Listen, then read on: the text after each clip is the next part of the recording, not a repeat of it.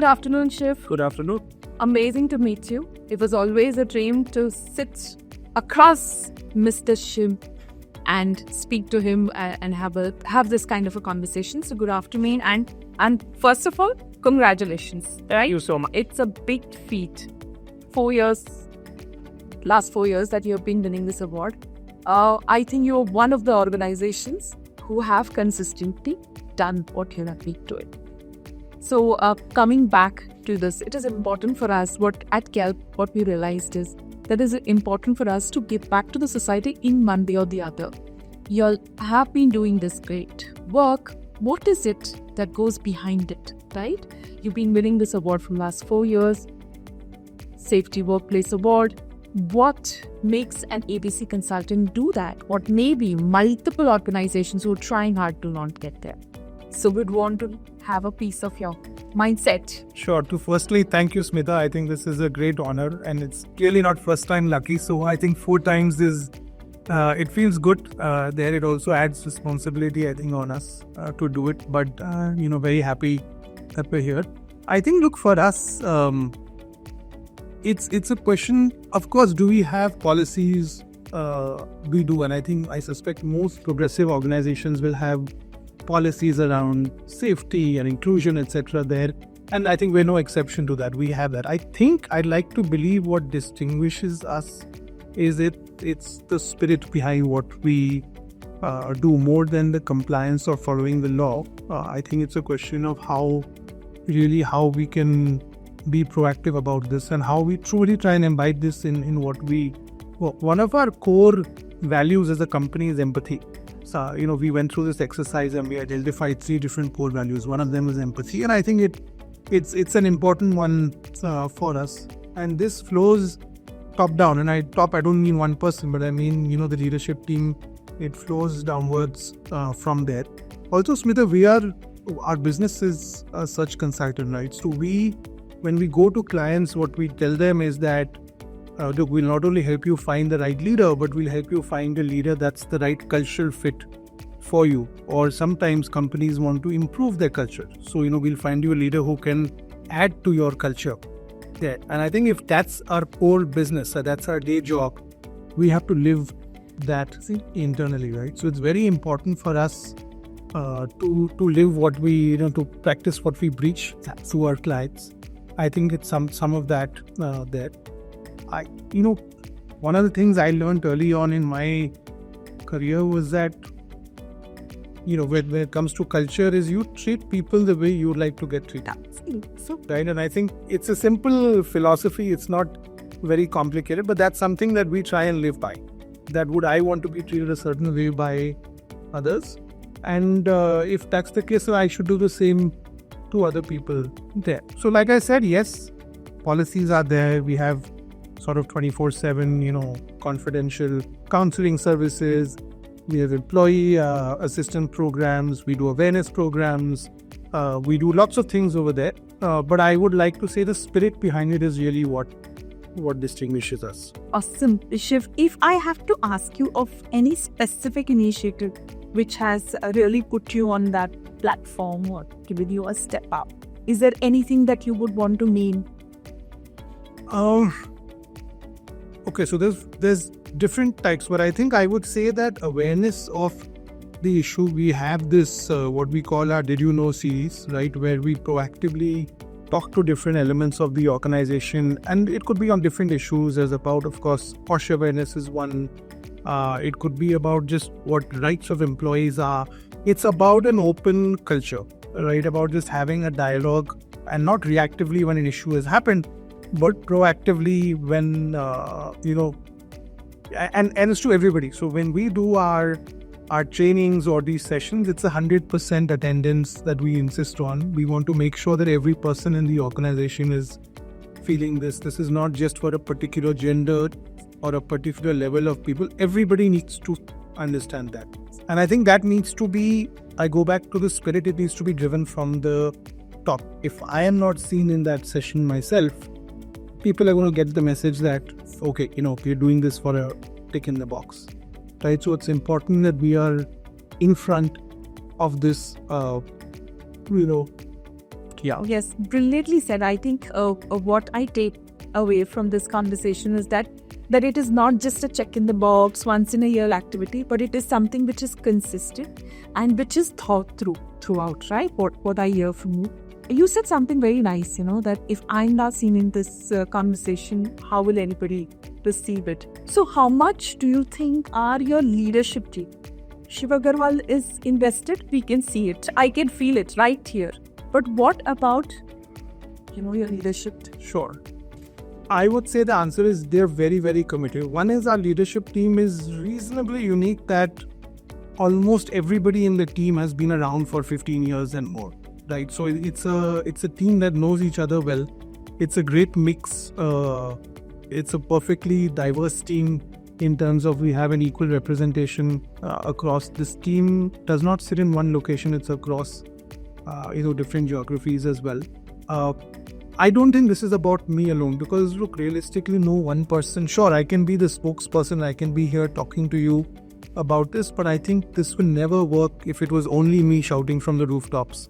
Finally, it's the leadership team. It's who we call our partners. They're the ones who run the day-to-day operations of the business over there. So if they don't buy this, truly again in letter and in spirit, I don't think this will ever work. We wouldn't be sitting here if that was the case. So it's completely there. And it's also important that if there are issues, and I think for us to say that there is never any issue and we are perfect, I think would be an overstatement there. But I think if there are issues, the question is how we deal with it, right?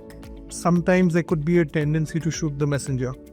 That, how could somebody say this? I think the first thing is to listen. Again, one of the things I always say is God gave us 2 ears and 1 mouth.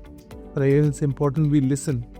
Right? So if an employee or a colleague has an issue, right? It may not be even a serious issue, but whether it's a physical or a psychological issue, it's very important for us to just listen without and we suspend judgment when we do that. And I think, and invariably what happens, because the top, let's say 10-50 people are doing it, there's almost a pressure built within the organization that if you are not quite conforming to that culture, you are found out quite quickly. You will fit into the culture there.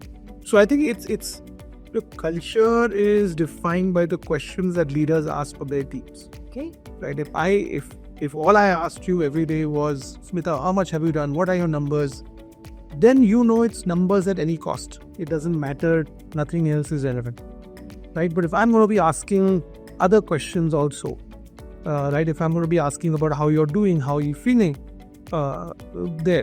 that then sends a message to you to saying, okay, sure, numbers are important. And of course, commercially, any organization has to survive and thrive. But I just see the simple business logic. If I don't take care of my people, right, and make them feel safe and comfortable, people will leave over time. They may not leave today, but at some stage they will say we'll leave. Right? If they leave, my business suffers. Ours is a relationship-driven business. So beyond just doing it because it's the right thing to do, it makes business sense for us to do this. Right? So it fits in every way there that for us, this is just the most important thing. Our only asset we have is our people. And we don't have a product, we don't make anything there. So if I don't, not only, I can take care of people by paying them a lot of money. Absolutely. But beyond that, if I don't make people feel safe, you're not going to have people staying with us for the prime of their lives. Right? Our attrition is low. People do stay with us for, like I mentioned, our leadership team's been around 15 years. Even the levels below. Great number. So it is just something that it's inbuilt in us. I don't think we do this keeping some recognition or an award in mind. It's absolutely. We don't track. I don't have a score to say that our safety index is now an X or Y. Yes. What do we do? Like I said, we will have EAP programs. We will have constant communication with people proactively. We'll do all of that. That we'll do. Our internal IC team it's an active team. It's proactive. It's not also about reacting to issues. So I see a lot of companies sometimes saying, okay, let's follow the law to the T. I'm sure. I think we do that. But that's not what it's about. And I think employees see through that. right? If it was just about a poster on the wall, short. I mean, many organizations would be there. I think it goes beyond that. Absolutely. Shiv, I must also take this opportunity to compliment you. I've been here with you for now I think 30 minutes and you've made me comfortable. Okay, and I'm sure that goes with the leadership team. And that I think is a ripple effect in your team, right? They then take it forward as a baton that if my super boss is leading in this fashion with me, it is going to be. And I think that is something that everybody should have as a message across the world. That how comfortable you make them feel in your presence, and there is no, there's hierarchy which is driven, and the whole environment changes sometimes as the CEO of the company arrives, right? But it did change here. Lot of credit to you, I must say. I'm sure you're driving it across, and I think this is a very strong message that is coming here. I think, look, some of this, Smita, has to come from within. I don't think it's an act that I'm saying, come Smita, let me make you comfortable, or let me be nice, or smile at an employee. I don't think it costs too much for anyone to do it. So sometimes I think we as organization, the leaders get carried away, with all the fancy sloganeering around this, right? Sometimes it's a simple things. Like I said earlier, treat people the way you would like to be treated to them. It's simple as just asking how you doing, how is family, or if you know that, somebody is not well, it's just asking about that. And when it comes from a leader, it goes a long way, because the message on the other side is, hey, this guy cares about me there. So it's the simple things. Also, I think especially what COVID taught us was that, it's really about if you're there when the chips are down, right?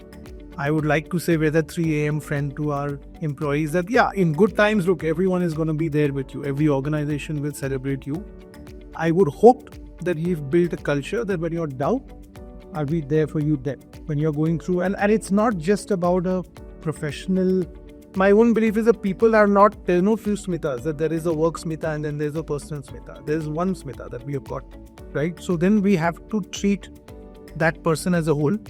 So when you're coming into work and putting in the hours that you do, you're also someone who's a person who brings, your issues with you, your family issues, other issues that you've got. If I just say, no, that's your problem, you deal with that. But when you come into work, I want 8 hours of focused work. I'm not sure the world works like that. You said something very beautiful, that this is not work Smita, and this is personal Smita, whatever. And another thing that you said, and which is standing out for me, is many a times what happens is when it is a time of testing, right? People who have preached saying, I'm there for you, the leaders who are just doing lip service, right? That I'll be there for you, I'm there for you, and in any times. And when the need arises, do they really be there? I have seen people doing that and not saying that I'll be there, but not being there with people purely like that. And I think it's also not, we all have HR departments, right? And ours is a great HR department. But I don't think culture and safety is the responsibility of HR. Yeah. I think it is the responsibility of everyone, especially the leaders, to put. HR can facilitate it for sure. I think it has a very important role to play. But if we don't walk the talk when it matters, right, and especially when you're down, I think that is the essence. And we've seen it again. We're not the kind of organization who's going to shout from the rooftop about what it is, but we've seen it that when people are in a difficult time, and it's invariably not about work, it's about your personal life that you go through, can we be there when something happens? Whether I think we've seen there's so many examples, and it's not just about me being there, because let's face it, I can't be there everywhere. But I think once that culture percolates down, right, that if there's a first level manager and he or she is there for his subordinate, right, when it matters, I think then we've won. So I suspect there are many organizations who've got far more cutting edge policies than we will have there. I'm not trying to say that we've done it all. There's a lot we can do, but I think if it comes from within, that's 80% of the battle won, right? And again, we've got a couple of years ago we we call it Great Places to Work, certification. Again, that was just a validation. A lot of people could joke and say, oh, but you guys have always been, good. But, we didn't have to do much for that, right? There's a high element of trust. Like trust is one of our core values that we focus on, right? So we've done some things which have said, look, we trust you as an employee. We will trust you fully. There's a bunch of policies we can talk about if you want about what we've done around that. I think all of that put together, I think if you move away from a compliance mindset, to saying, okay, I genuinely wanted this, I think your life is easy then. So well said. And this is something that, and I take from here is that I think creating great place, so safe workplace is a habit that I think we need to train ourselves. And it needs work. Why you are so casually saying that we really didn't have to put an effort? Shiv, there is a lot of effort. It doesn't come naturally for everybody to do this. But I'm sure, as leader, as your leadership team, and then across the DNA of the organization, this flows.